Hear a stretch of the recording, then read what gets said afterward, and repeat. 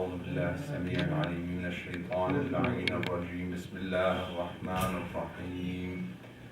الحمد لله رب العالمين، بارئ الخلائق أجمعين، باعث الأنبياء والمرسلين، ثم الصلاة والسلام على أشرف الخلق وأعز المرسلين، حبيب إله العالمين أبي القاسم المصطفى محمد.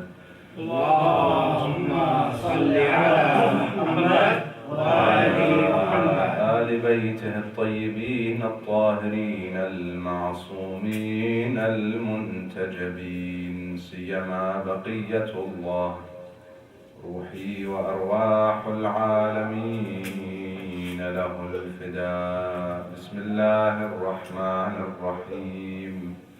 اللهم كن لوليك الحجة ابن الحسن صلواتك عليه وعلى آبائه في هذه الساعة وفي كل ساعة وليا وحافظا وقائدا وناصرا ودليلا وعينا، حتى تسكنه أرضك طوعا وتمتعه فيها طويلا برحمتك يا أرحم الراحمين. صلى الله عليك يا سيدي ويا مولاي يا رسول الله، صلى الله عليك وعلى أهل بيتك المظلومين المقهورين، صلى الله عليك وعلى بضعتك فاطمة الزهراء سيدة نساء العالمين،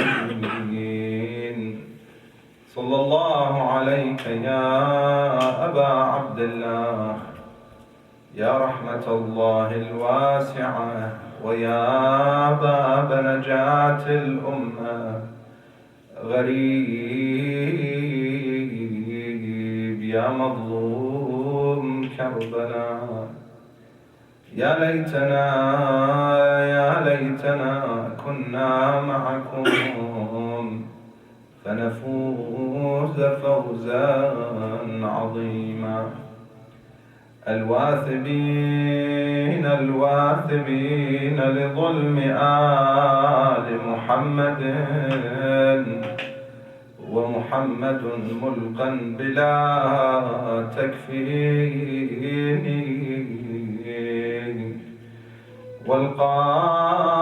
والقائلين لفاطمة آذيتنا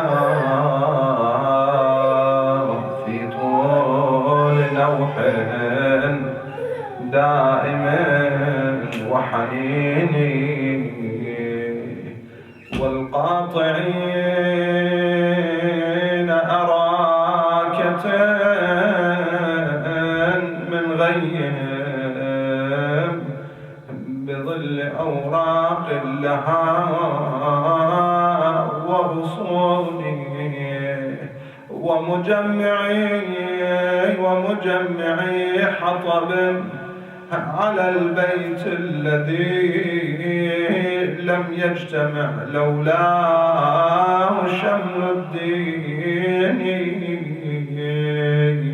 والداخلين على البتولة بيتها والمسقطين لها أعز جنين، والقائمين إمامهم بنجادي والطهر تدعو خلفهم برنين. خلوا ابن عمي أو لأكشفن الدعاء رأسي وأشكو لوعتي وشجوني، لا حول ولا قوة إلا بالله العلي العظيم. إنا لله وإنا إليه راجعون. راجعون وسيعلم الذين ظلموا آل محمد أي منقلب ينقلبون. قال الله الحكيم في محكم كتابه الكريم: بسم الله الرحمن الرحيم. كلا إن كتاب الأبرار لفي عليين وما أدراك ما عليون كتاب مرقوم يشهده المقربون إن الأبرار لفي نعيم على الأرائك ينظرون تعرف في وجوههم نضرة النعيم يسقون من رحيق مختوم ختامه مسك وفي ذلك فليتنافس المتنافسون. آمنا بالله صدق الله العلي العظيم. صلوا على محمد وآل محمد. اللهم صل على محمد وآل محمد. عظم الله أجورنا وأجوركم بمصابنا بالزهراء فاطمة عليها السلام. May Allah subhanahu wa ta'ala increase our rewards and raise our status for being amongst the lovers and the followers, inshaAllah, of Ahlul Beit salawatullah wa salamu alayhim, and those who are grieved through the grief of Ahlul Beit, specifically the loss of their mother and their core, their center, being Fatima al-Zahraa salamullah alayha, the center and the core in the family of Rasulullah sallallahu alayhi wa sallam, as she was the mother, she was the wife, and she was the daughter of awliyaullah salawatullah wa salamu alayhim ajma'een. Brother Hajj Rasul recited beautifully ayat from Surah Al-Insan or Surah Al-Dahr, describing the status of abrar, the status of the righteous ones. Allah subhanahu wa ta'ala in the Holy Quran speaks of two groups. In the ayat that I recited from Surah Al-Mutaffifin, Allah subhanahu wa ta'ala clearly speaks of two groups. One is the wrongdoers, fujjar, and the other group is the abrar, the righteous ones, the ones who do good. Two groups, there is no third to them. And often I remind myself and my brothers and sisters that there are two groups, you cannot be in a third group. Two paths, you cannot be on a third. You're either on the right or on the wrong path. You either make the right decision or the wrong decision. In everything in life, you're either sitting with the right people or sitting with the wrong people. You either have good company or you have bad company. Good influence or bad influence. Neutral in this situation does not exist. You cannot say something is neutral, because neutral is opportunity loss. If somebody is not driving you towards Allah subhanahu wa ta'ala and towards the good and towards being amongst the righteous ones, then he's taking you away from it, and that is a loss. So either you're being with the righteous or with the, God forbid, the wrongdoers, the fujjar. One of the two. And the description is given.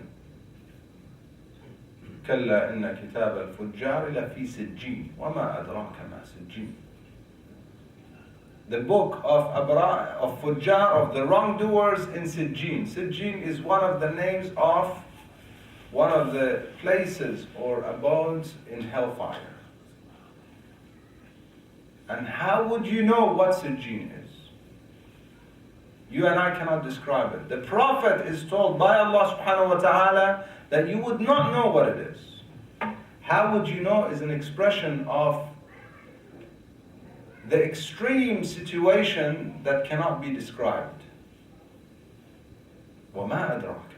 How would you know? Then the next group. كَلَّا إِنَّ كِتَابَ الْأَبْرَارِ لَفِي عِلِّيِّينَ. Again, وَمَا أَدْرَاكَ مَا عِلِّيُّونَ. It's such a status for righteous ones that also you do not know what it is. And you cannot know what it is. That is the عليون. كتاب مرقوم يشهده المقربون. Only those who are very close to Allah subhanahu wa ta'ala, brought close by Allah subhanahu wa ta'ala. المقربون. Allah subhanahu wa ta'ala drew them close to Him because of their purification. They get that level.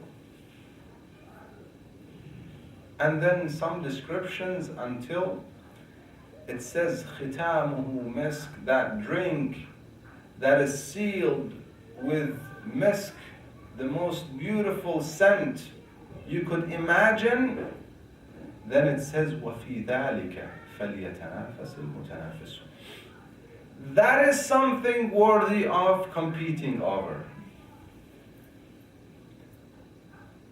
So let's speak about competition, and let's speak about people in this world, and then compare it to the hereafter, and see where we are at. Two things, inshallah, I'll very briefly speak about tonight. One is the company and the competition. Secondly, is the importance of learning from Ahlul Beit salawatullah wa salamu alayhim and Fatima al-Zahraa, specifically salamullah alayha, learning how to be amongst those who are the righteous ones. How to have the Kitab al-Abrar, the book of and the record of the Abrar, the righteous ones. Inshallah, before we continue, make sure that all the youth and children are with us, because they are also at receipt of our speech and our talk. In fact, I encourage all parents to make sure that children above 7, to make sure that they are with us and they're learning and listening. This is the purpose that we are gathering, and this is the purpose of this very specific speech, inshallah, and we'll learn, inshallah, more about it. صلوا على محمد وآل محمد. اللهم صل على محمد وآل محمد. So, in this world we have competitions, and most people are competing over different things. At school people compete. At university they compete. In sports we compete. At work we compete. Financially we compete. With our neighbors we compete. With our siblings, brothers, sisters we compete. When it comes to the worldly, materialistic stuff, we all compete. And we do it very well. Each depending on our preferences and our likes and our hobbies. Some come and play soccer in this very center, and it's a competition, and quite exciting. Everyone is happy, playing, trying to be the winner. This is a competition. Some, however, choose to sit and play video games and compete there. That's another competition. In my view, the first one is much better. The second one is a big waste of time and hardly any benefits of it. At least if you're exercising and playing some sports, you're getting some good benefits, in fact. However, there's a competition. At school, good students compete. At work, colleagues, they compete. When it comes to worldly affairs, we're all good at competing. Believe me, even in the realm of scholars, there's a big competition. In some cases, it's good. Not every competition is bad. Depends on what we are competing for. If it is competition for status and fame and name, then definitely that is going to bring us down. But if it's competition for the sake of akhirah, for the sake of the hereafter, then perfect.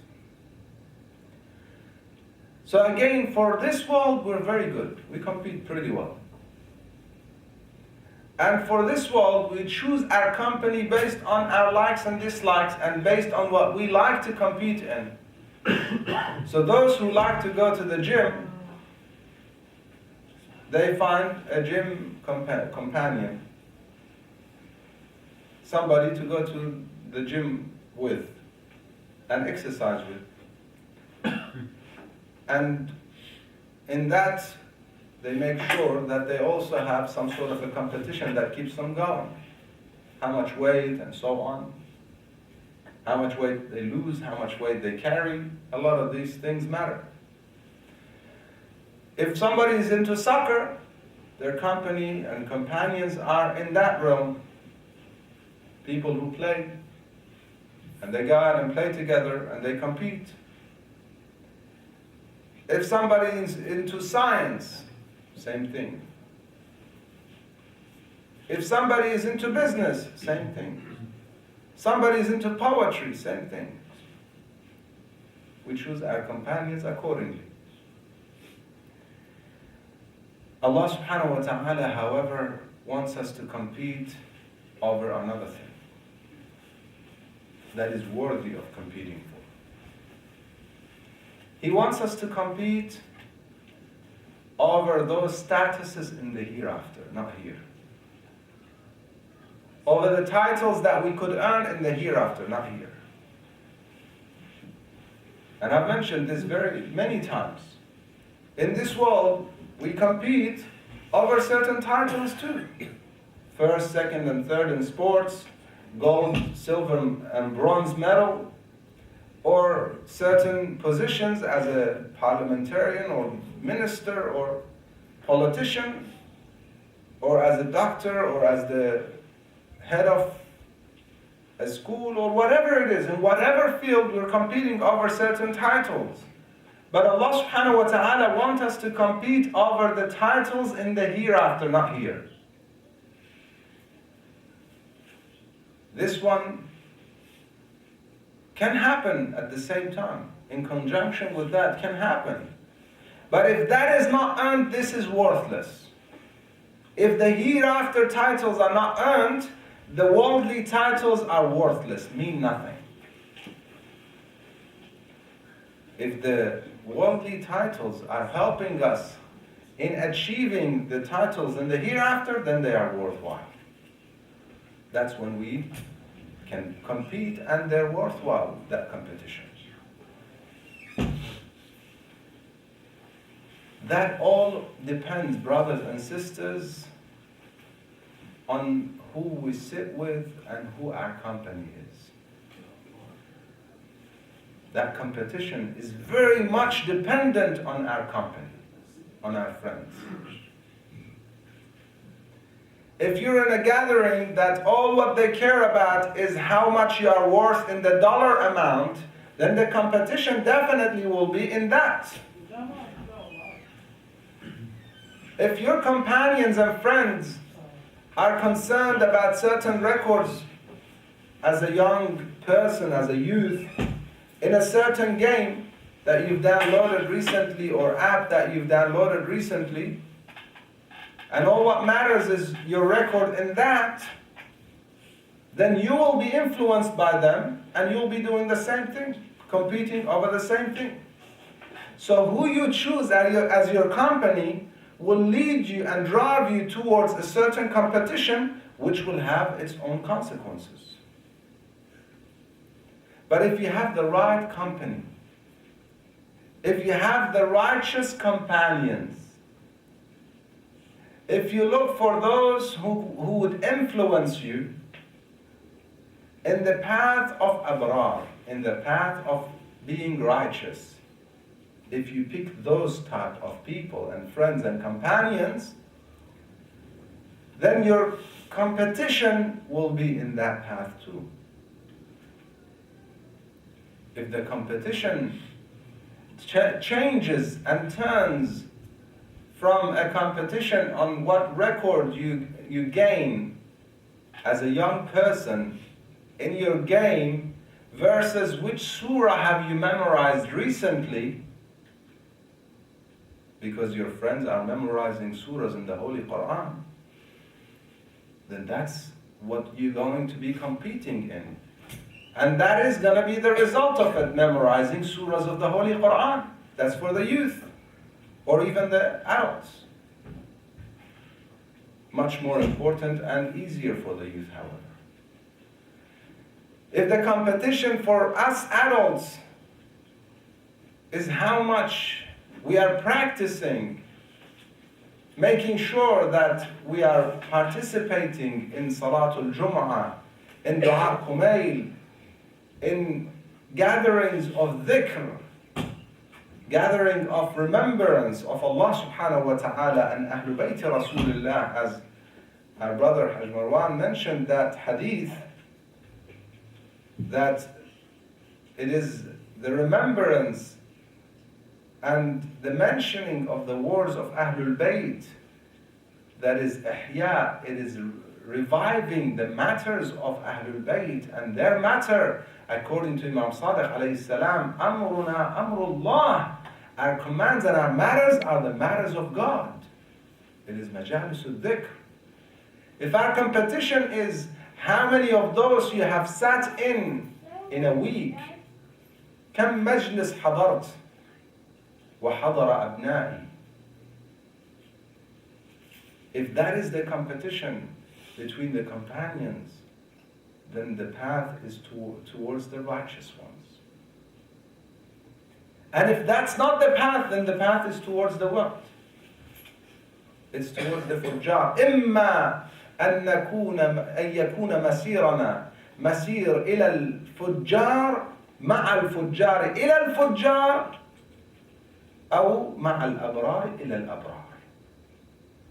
Either we're with the righteous towards righteousness, or we are with the wrongdoers towards being bad and evil and wrongdoer. It's one of the two. And all depends on the company.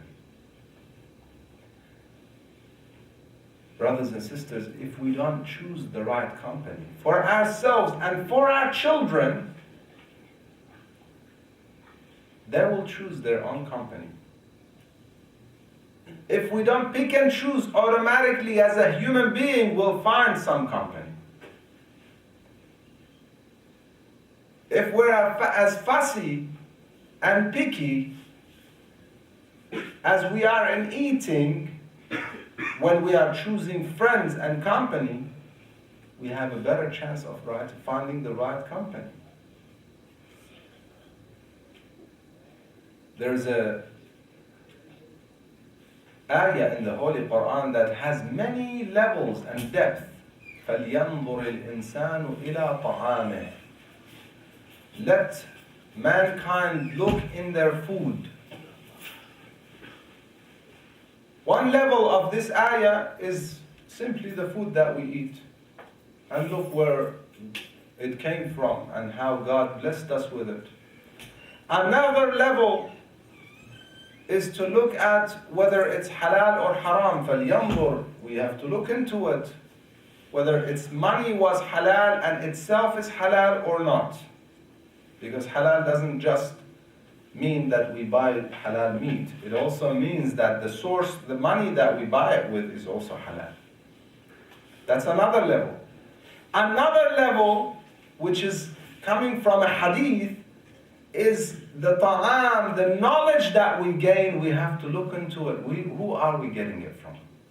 The source of the knowledge. Ta'am al-ruh. In terms of the knowledge that we are exposing ourselves to, who are we getting it from? And that will depend on the company. If we are picky and fussy with choosing that source of our knowledge and company and companion and friend like we are with food, we'll be very good. We'll do very good. If we're as concerned with our spiritual health as we are with our physical health, we'll be very good. Some people only eat organic food. And there's nothing wrong with finding good food.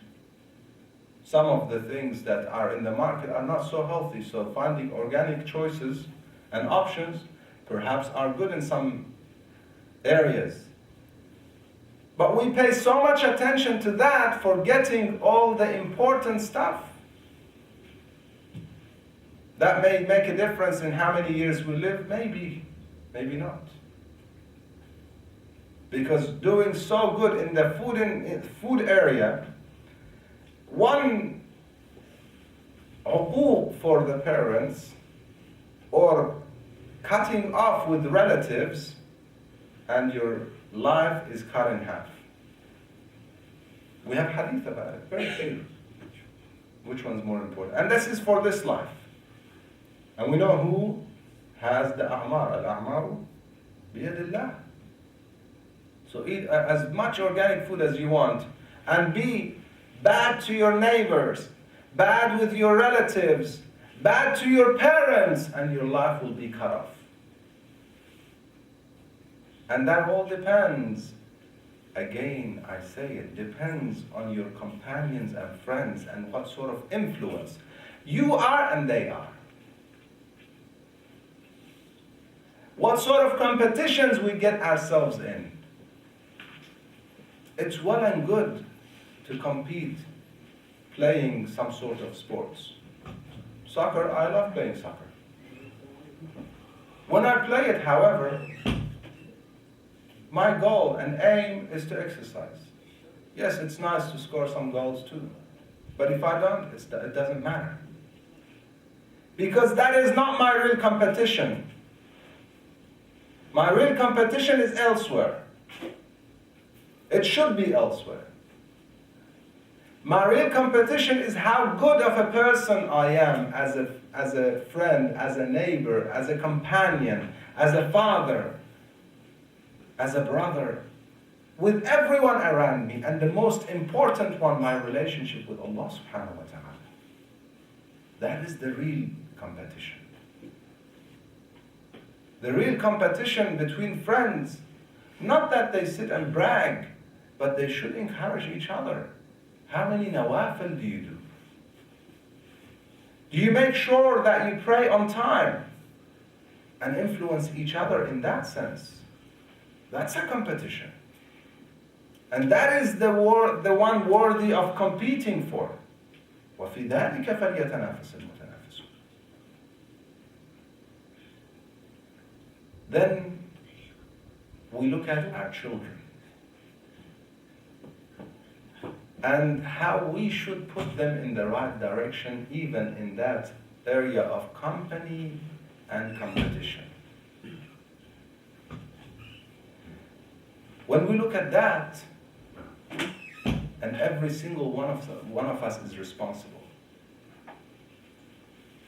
In terms of our children and the things that they are competing over, and the things that they should be competing over. I say this with so much pain, brothers and sisters, that unfortunately, in many communities, including this community, we do not direct our children towards the right company and the right competition. We let them choose for themselves. And the results are terrible. The consequences are disastrous. That's the reality. Some of you, your children are too young, you might not notice it. But ask those whose children are older and what they are suffering from. The wise person learns from other people's mistakes. Or a wise person learns from their mistake. A wiser person, al-aqal, al-afham, يتعلم من أخطاء غيره. Look at others and what they committed as mistakes and the consequences of their mistakes, and do not repeat it. Many people came here, migrated many years ago. And their priorities and competition was in a certain area.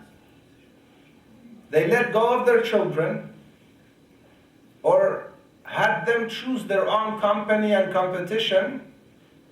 And as a result, today they're all suffering. Many of them come and speak about it. Some of them too embarrassed or shy to even open up and speak about it. And say that this is my son. My son has turned into, God forbid, a gay or a lesbian or whatever else. That has nothing to do with the competition in the hereafter. Just busy and suffering and literally drowning in this world. غريق.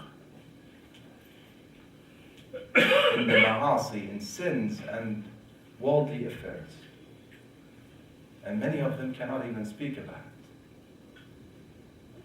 You want to know why? It started with the initial setting up of the family structure and how we set our own goals, our own competition, what we display to our children as the real competition and the right competition, and then what we encourage them and set up for them. We cannot just do it for them and be hypocrites. Nifaq.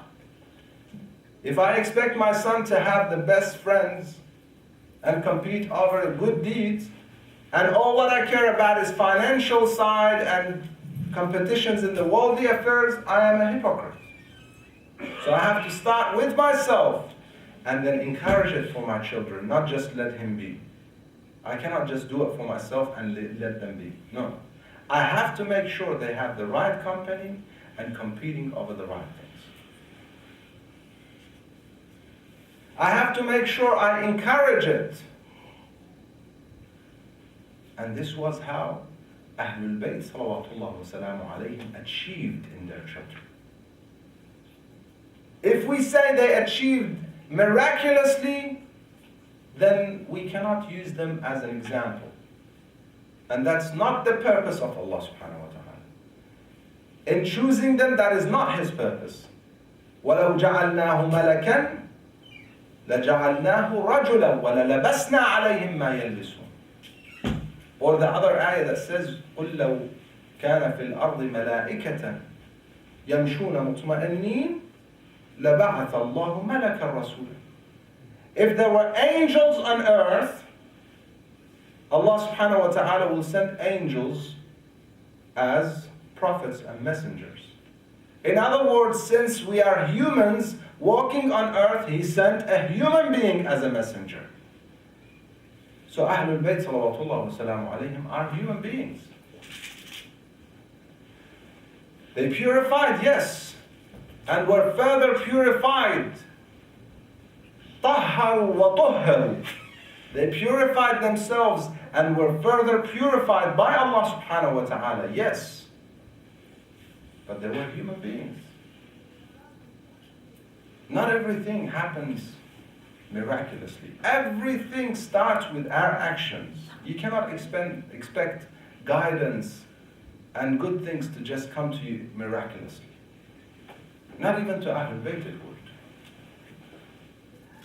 Fatima al-Zahraa salamullah alayha had to be the good mother that she was to have Imam Hassan and Imam Hussein alayhi salam. She had to be. She had to make sure that they are competing over good deeds. She had to make sure that she teaches them and disciplines them. She had to make sure that they are going to the Prophet and learning from the Prophet. And we have stories about how she sent her children to learn from Rasulullah sallallahu alaihi wasallam. It does not happen miraculously. We have to take the first step. Yes, Allah subhanahu wa ta'ala will bring us forward towards Him further and further with us taking those steps. Otherwise, it's against the justice of Allah subhanahu wa ta'ala. Wal-'ayadu billah. He cannot and will not choose some without them purifying and being worthy of being chosen. And He will not. Yes, He chose them. إن الله اصطفى آدم ونوحا وآل إبراهيم وآل عمران على العالمين for a reason. He chose those for a reason, because they purified and deserved to be chosen. So we have to learn from them. We have to learn from every step of their lives. If we don't make sure that we are bringing our children to the majalis of maw'idah, reminders, thinking that we've listened to all these things, سمعنا المواعظ بعد تعبنا. We've heard it all. It's a repetition. Yes, but al-mawa'id hayatul qulub. The life of the heart is maw'id. It's like your body needs food, your soul needs maw'idah, advice and reminders, godly reminders. If we don't make sure that we are coming to it, and we appreciate it, and we compete over it, and bring others with us, and we don't make sure that our children are part of it, if we don't make sure that as we drive home, or as we sit at the dinner table as a family, our discussion is these mawa'ils, our discussion is about the maw'idah that we heard or we read. If we don't make sure that this is the case, if we leave it open, then the discussion over the dinner table will be about games, shopping, cars, houses, and so on. Depends, each depending on their preferences and likes and hobbies. If we leave it, yes, this is what it's going to be. But if we direct it, if we make sure that our children are participating in every possible Islamic school that we are aware of, every place that we know that somebody is teaching ethics and morals and Islamic akhlaq, jurisprudence and fiqh and aqaid and so on, if we don't make sure that our children are participating in that and competing over that, then they'll participate in something else and compete over other things. We have to direct that. Read in the lives of Ahlul Beit and how they disciplined and how they themselves competed and how they directed those competitions in their children. And then you see the results. Some people say to me that you cannot do much in these countries. And there's so much bad influence out there that there's not much that we could do. Brothers and sisters, if that's the case, then you should leave. But that's not the case. If you cannot control your family from going astray because there's so much bad influence out there, then you should pack up and go somewhere that there is less bad influence, wherever that place is. But that is not the case. Yes, it takes a lot of effort and work, but that's not impossible. It is very much possible. And many children who grew up in these countries, and I know many of them, who are great examples for people, not just here, but for people in the East and in the West and everywhere. They're great role models. Grew up here, yes. But their parents had their priorities right. They put them in the right direction. They competed themselves over the right things and made sure that children are having the right company and in the right competition. And as a result, they saw great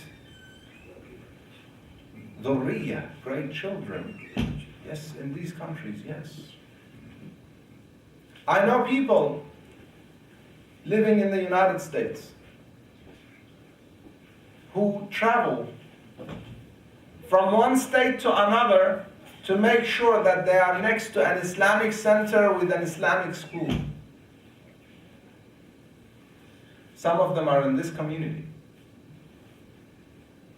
They were living somewhere that they did not have an Islamic school, and I'm talking about a full-time school.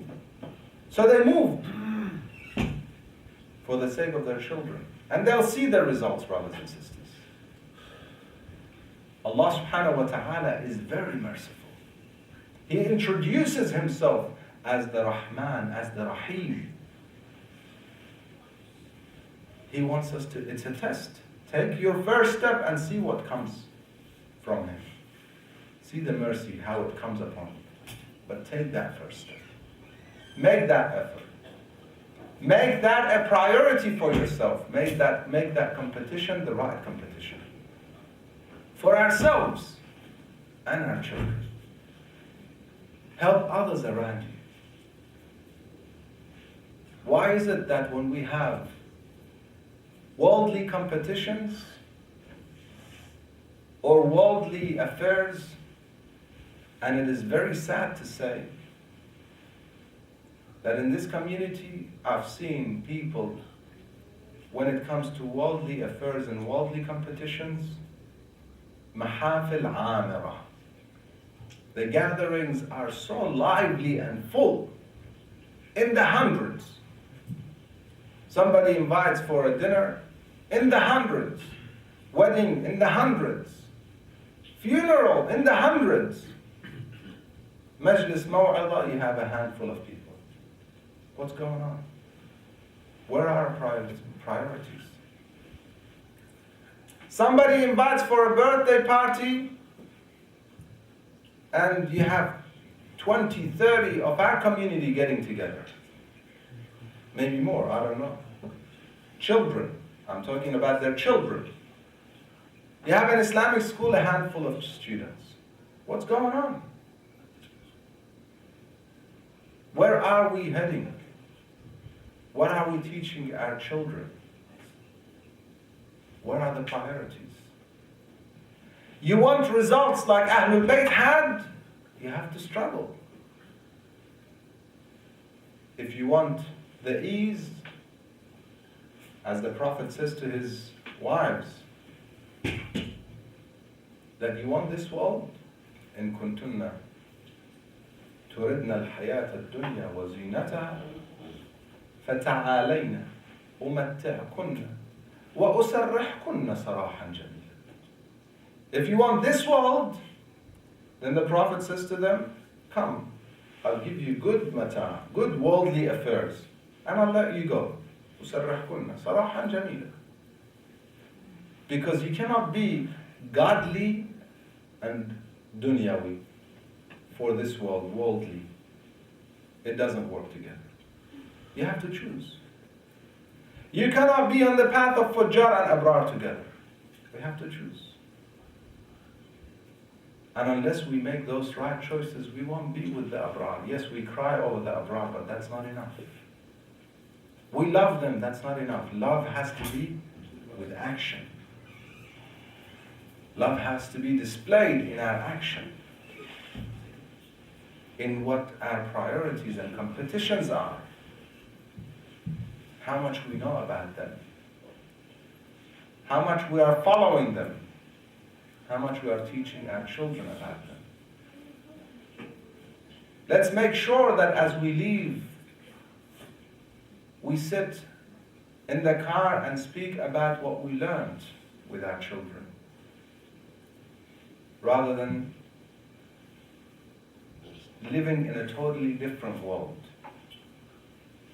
We just come to this center because it's a ritual. No. Bring them, sit with them here, listen, and then check what they learned. As you leave, talk about it. This is part of it. Then they realize that this is our main concern. They realize that this is our priority. And then it'll become their priority. I was a child. The first thing when I get to any of my relatives, and this is a mercy from Allah subhanahu wa ta'ala, nothing good from me, they would ask me, so what's the last surah that you learned? What became the competition? I go to my uncle, this is the question. I go to my grandfather, this is the question. What khutbah did you learn? What hadith? This is the competition. This is how they set it for us. And this is how we can do it here and everywhere. We have to set our priorities. Otherwise, we will be crying and weeping and mourning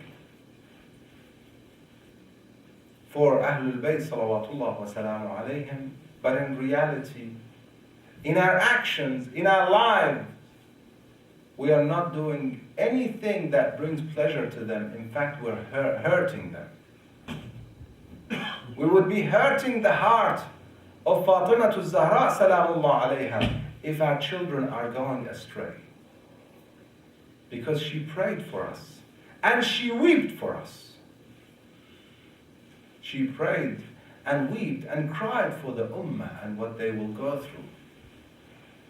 And we would be either amongst those who bring pleasure and happiness to the heart of Fatima al-Zahraa salamullah alayha, and the heart of the sir al-mustawda' fiha sahib al-asr wal-zaman will be either bringing pleasure to him ajjalallah ta'ala farajahu al-sharif, or hurting him. Being called followers, yet we have nothing to do with them. Not following them, not learning their words, not doing anything to get closer to them. And that's our choice. Which path? Fujjar or abrar? Righteous or wrongdoer? It's our choice. And don't say there is a third one, there is none. This is what it is. You make the right choice, you're on the right path. Wrong choice, you're on the wrong path. Yes, you can return. And bab al-tawbati maftuh.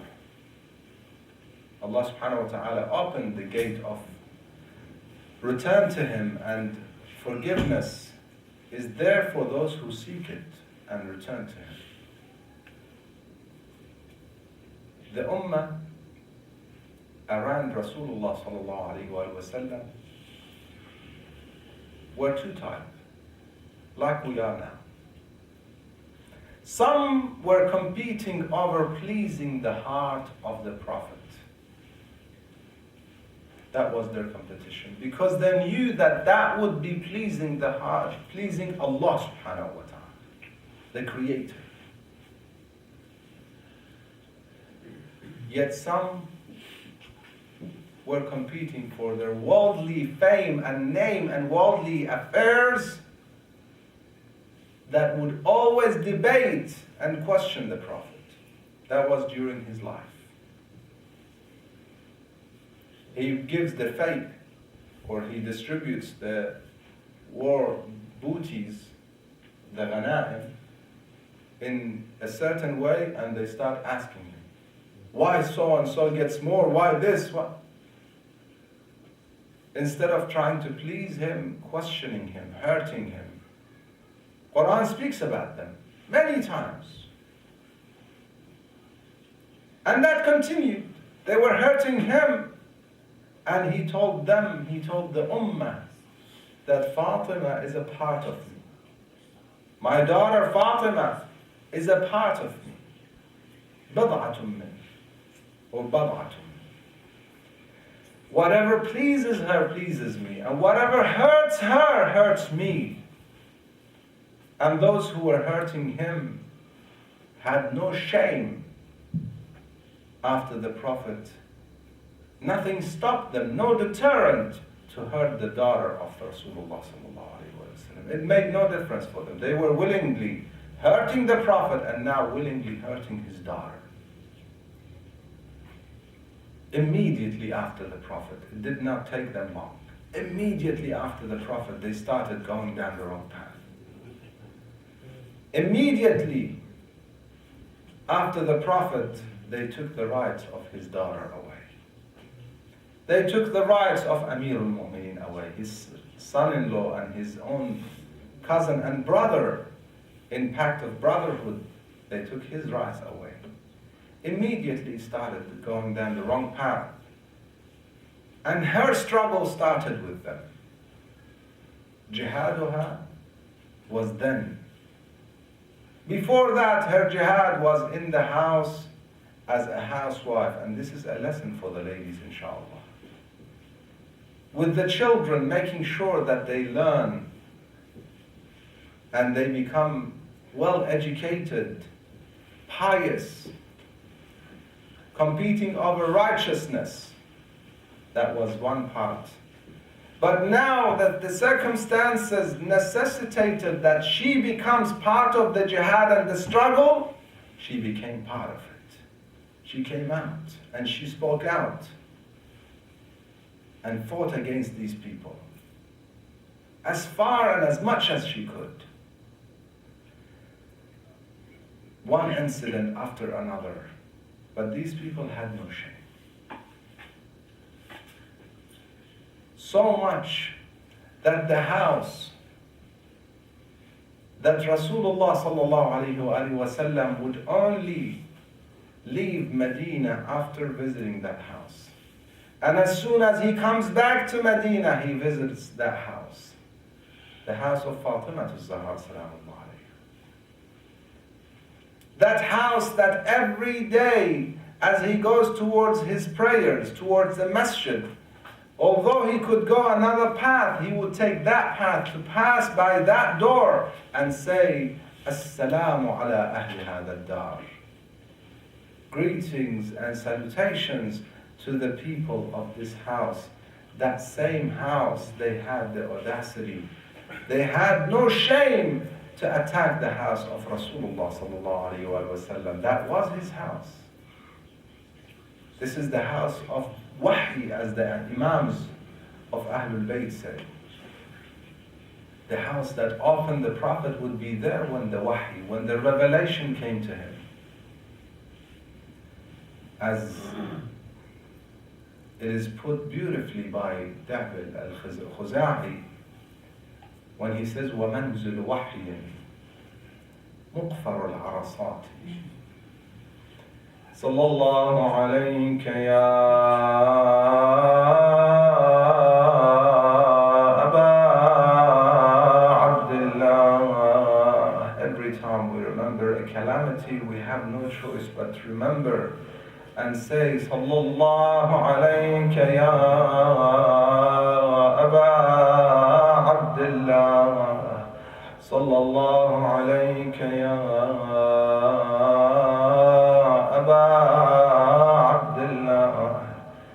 مدارس آيات خلت من تلاوة ومنزل وحي مقفر العرصات لآل رسول الله بالخيف من منى وبالبيت والتعريف والصلوات. These houses, the houses of revelation, what happened to it? Why is it empty? Why is the house of Fatima al-Zahraa, why does it become empty? Why does it become attacked by these people? These people that have no faith no shame. These people that come to the house of Fatima to Zahra, they say to him, the second one, they say to him, Inna fiya Fatima. He says, I will burn the house unless the men come out and give bay'ah. Imam Ali and some people refuse to give the bay'ah. He says, I will burn the house. They said to him, Inna fiya Fatima. In the house is Fatima al-Zahraa, salamullah alayha. He says, so what if there is Fatima is in there? وَإِن لَعَنَ اللَّهَ قَائِلًا وَإِن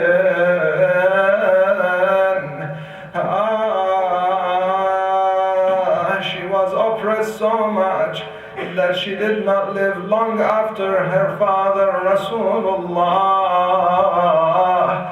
According to some 75 days, according to others 95. She lived such a long life after, such a short life after Rasulullah.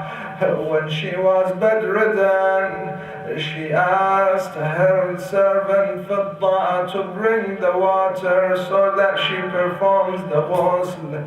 اغتسلت لبست أنظف الثياب ثم قالت فضة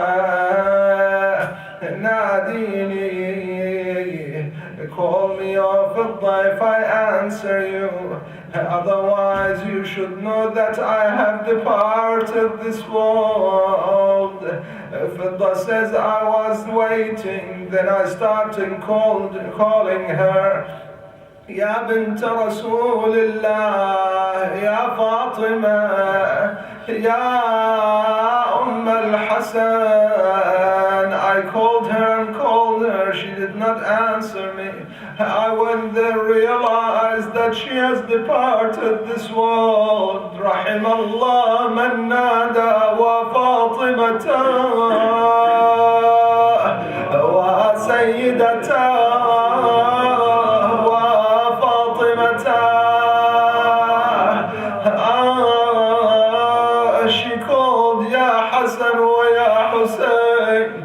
go and call your father Amir al-Mu'mineen. They entered the mosque in such a state that Amir al-Mu'mineen realized they have bad news. Mal khabar. They said, لقد ماتت أمنا الزهراء.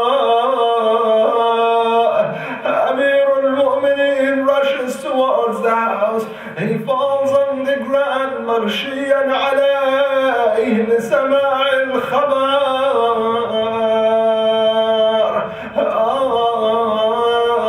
This is one calamity and one incident. The next incident is when he was washing the body of Fatima.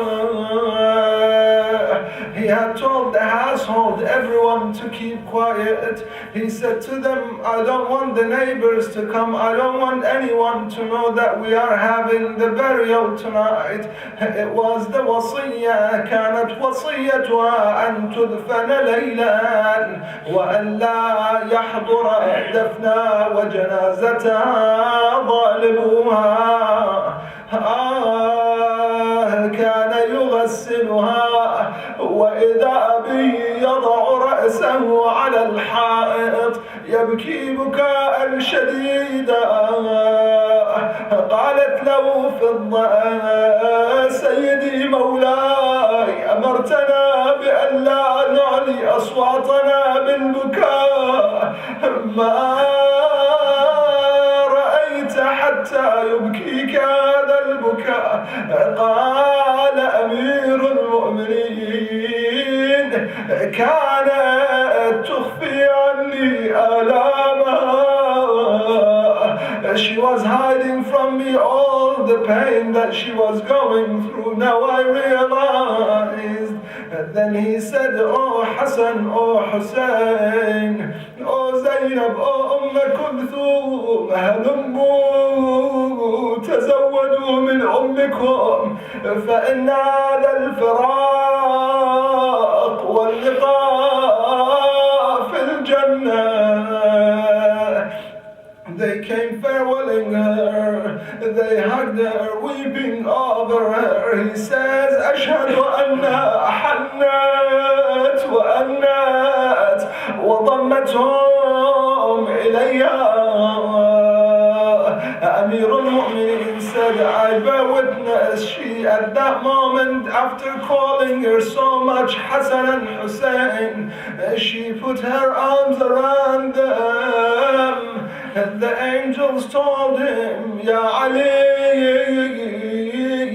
ارفع عنها الحسن والحسين فإن ملائكة السماء لا تطيق ذلك. The angels cannot bear that any longer. This is an incident, and the next incident is when he was burying her. A handful of people helping him. Then he goes in the grave. He puts the body of the daughter of Rasulullah. He turns to the Prophet. He says, Assalamu alayka ya Rasulullah, anni wa'an bid'atika as-sari'at al-lahaq bik.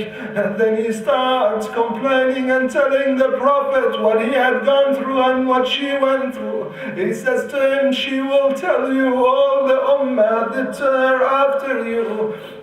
Then he says, Ya Rasulullah, the patient one, Amir al-Mu'mineen, the one that was patient after so many battles in so many situations, now he has no more patience. قال يا رسول الله عن صفيتك صبري. Oh Rasulullah, now I'm running out of patience, having no more companion. My real companion's gone. This is the situation. Then he had to rush back to the house to take care of the orphans. Zainab wa Kulthum. He says, I have to attend to my daughter Zainab when she calls her mother. Zainab Salamullah alayha went through that. But the worst that she went through is in the land of Karbala. La yawma ka yawmika ya Aba Abdullah. زينب تنظر والإمام يودع واحدا تلو الآخر. The Imam farewelling one after the other, and Zainab is watching until she sees him all alone. He's going to the battlefield, he's farewelling everybody. Then she says to him, come back, oh son of our mother Fatima. مهلا مهلا يا ابن الزهراء. مهلا مهلا يا ابن الزهراء. ما الخبر أختاه يا زينب. Oh sister, oh Zainab, you broke my heart, what's happening? She says to him, come down off the horse. He came down. She says, open your chest and your neck. He opened. She hugged him and kissed him. She said, this is the will, هذه وصية أمنا الزهراء.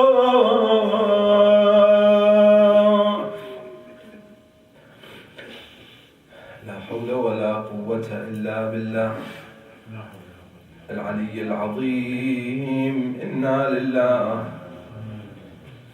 وإنا إليه راجعون. وسيعلم الذين ظلموا آل محمد أي منقلب ينقلبون والعاقبة للمتقين. نسألك اللهم وندعوك باسمك العظيم الأعظم الأعز الأجل الأكرم إلهي بمحمد وعلي وفاطمة والحسن والحسين وبالتسعة المعصومين من ذرية الحسين، استجب دعواتنا يا الله. اللهم ارزقنا توفيق الطاعة وبعد المعصية وصدق النية وعرفان الحرمة وأكرمنا بالهدى والاستقامة. اللهم املأ قلوبنا بالعلم والمعرفة. اللهم طهر بطوننا من الحرام والشبهة يا الله. اللهم شاف مرضانا، ارحم موتانا، اجعل عواقب أمورنا خيرا. اهدنا واهد شبابنا لما تحب وترضى، اهدينا لمراضيك، جنبنا معاصيك يا الله. اللهم ارحم موتانا وموتى الحاضرين بحرمة السورة المباركة الفاتحة تحفها صلوات. اللهم صل على محمد وآل محمد. بسم الله.